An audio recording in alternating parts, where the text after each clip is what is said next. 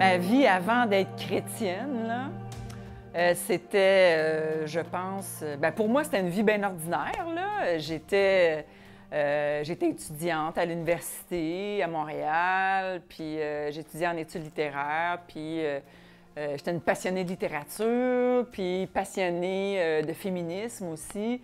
J'étais vraiment une féministe, et puis... j'ai connu dans ma tendre enfance un début de consommation de drogue qui a commencé vers l'âge de 11 ans à peu près.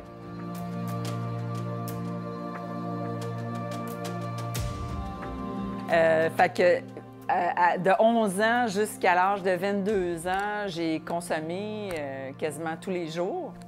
Dans les dernières années, c'était de la cocaïne. Avec beaucoup d'alcool. Vers l'âge de 22 ans, j'ai abouti dans une salle de réunion qu'on appelle Cocaïnomane Anonyme, qui vient de Alcooliques Anonymes, qui a été fondée en 1935 aux États-Unis par deux vieux alcoolos.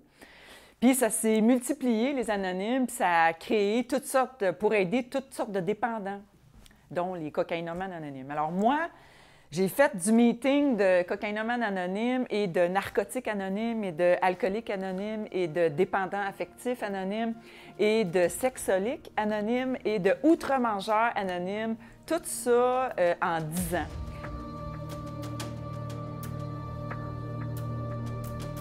Puis qu'est-ce que j'ai réalisé, c'est qu'au bout de 10 ans, j'étais encore pire que j'étais que quand je suis rentrée dans une salle de meeting, parce que dans le programme de rétablissement des anonymes, ça dit qu'il faut que tu mettes Dieu dans ta vie. C'est un programme qui est fait en 12 étapes. Et dans 11 étapes sur 12, ça parle de Dieu. C'est un mouvement profondément spirituel. Mais moi, j'ai décidé, après 2 ans, je dirais, j'ai mis Dieu dehors. J'ai commencé à vraiment à me fier sur moi et mes connaissances personnelles. J'ai bifurqué vers la croissance personnelle et la connaissance de soi, avec un petit peu saupoudré de nouvel âge, d'ésotérisme et de toutes sortes de patentes, là. Et je suis tombée vraiment dans une autre sorte de dépendance. Bon, je prenais plus de cocaïne, je prenais plus d'alcool, je prenais plus aucune drogue, ni de médicaments, mais je suis tombée dans le sexe. Alors, ça venait combler mon vide existentiel que je traînais depuis mon enfance. Fait que j'ai compulsé dans la sexualité. J'ai consommé des personnes, autant des gars que des filles.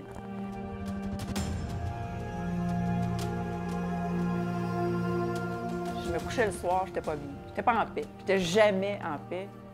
J'étais toujours en questionnement. En fait, je remettais en question mon identité sexuelle, je remettais en question mon identité de femme.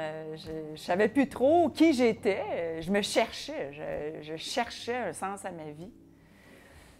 Puis ça a pris des séparations draconiennes avec des amis. J'ai dû quitter les anonymes parce que j'étais plus capable de faire face à ma vie puis aux personnes qui étaient là.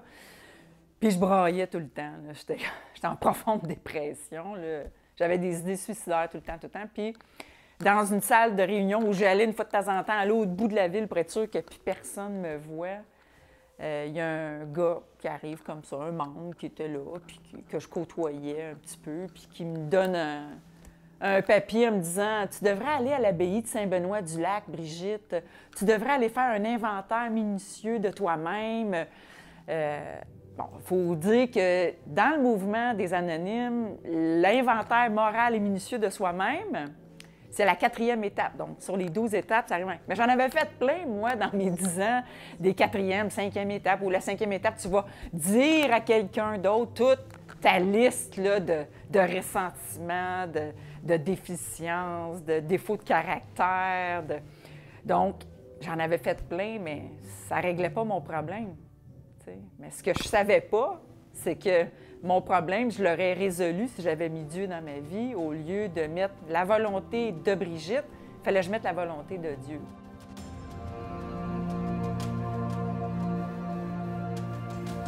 Fait que j'y vais quand même à cette abbaye-là, même si j'haïs les prêtres, j'haïs l'Église, j'haïs tout ce qui est religieux, j'haïs ça.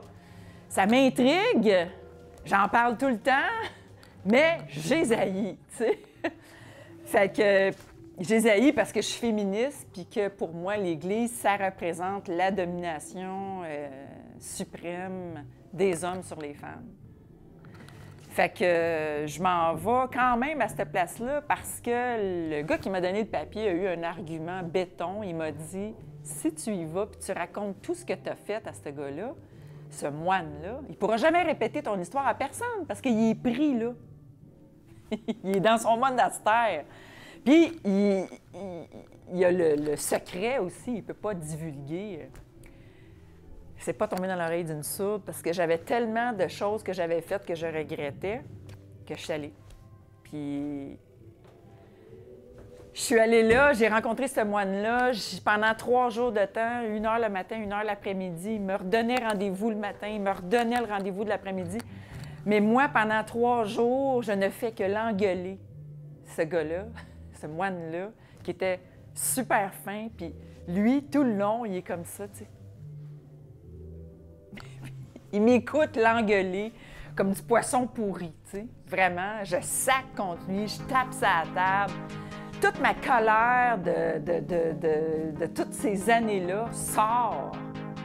Et c'était une colère insoupçonnée. Je savais pas que j'avais une colère tant que ça. Fait que, finalement, au bout de 3 jours, je m'effondre en larmes. J'ai plus rien à raconter. Je suis passée à travers mes 40 pages d'inventaire qui étaient strictement sexuels, je lui avais dit. Et il commence à prier sur moi. L'Esprit Saint me tombe dessus et je comprends tout d'un coup, comme ça, que Jésus est vivant maintenant et qu'il va agir dans ma vie, qui est ressuscité pour moi. Il est mort pour moi, pour mes péchés, puis qu'il a tout lavé, il a tout pardonné, puis que j'ai pu me sentir coupable de rien. Puis que maintenant, là, je peux partir, là, puis vivre ma vie. Puis là, le prêtre, il me dit, le moine, il me dit, tu vas enterrer ta culpabilité, tes remords, tes peurs, tu vas tout enterrer ça dans la terre de l'abbaye. Tu vas aller et tu vas danser ta vie. Nous dansons pour notre génération. Nous prions parmi les acclamations. Élevons nos mains vers lui. Nous marchons, reçois notre adoration. Nous venons, élever ton saint nom. Notre Dieu est avec nous maintenant. Ça a été vraiment un apprentissage, mais je dirais que l'apprentissage majeur dans ma vie, ça a été d'apprendre c'était quoi la chasteté. Pour moi, ça a vraiment été la porte d'entrée à ma libération sexuelle. J'ai vraiment vécu une libération sexuelle. J'avais des fausses idées sur ce qu'était la chasteté, puis ça m'empêchait de lire. Alors, j'ai beaucoup lu sur la chasteté. Il y a des auteurs qui ont écrit vraiment des choses extraordinaires. C'était quoi la chasteté? Non, c'est plus que la continence, c'est plus que de ne pas coucher à gauche et à droite, là. C'est pas mal plus que ça. C'était vraiment pour moi une nouvelle façon d'apprendre à marcher, une façon nouvelle d'apprendre à vivre.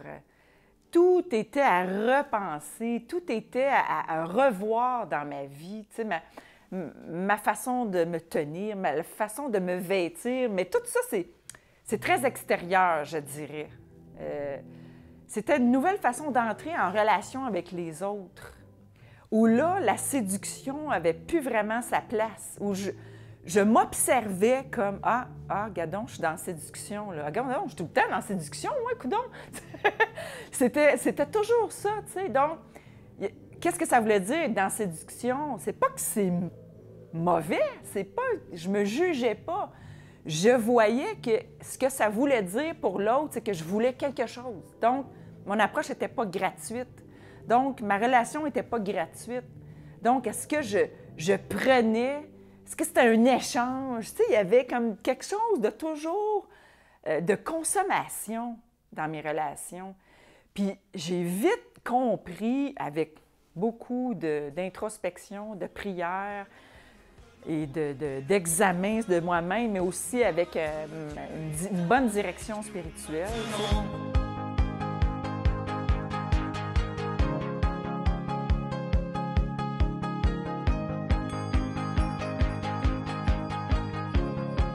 J'étais beaucoup portée à me culpabiliser d'un paquet d'affaires. Puis non, la culpabilité, ça ne vient pas de Dieu.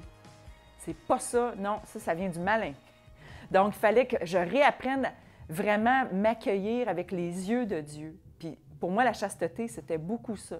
C'est vraiment un amour inconditionnel envers moi-même. Apprendre à revoir mon corps, puis d'accepter aussi que je suis une créature de Dieu. Alors, je ne suis pas Dieu. Il y a des limites que je dois respecter, limites dans la différence des sexes. Pour moi, il y avait toute une reprogrammation, je dirais, à faire, là. Puis, bien là, c'était de réapprendre, d'apprendre la sexualité avec un homme. Puis toujours le même. Juste lui, toujours le même, sur une base, tu sais, ça va faire 10 ans qu'on est mariés cette année. Alors, c'est incroyable là, que j'apprends c'est quoi faire l'amour. Fait que c'est, pour moi, être chrétienne, c'est définitivement, plus que jamais, être incarnée.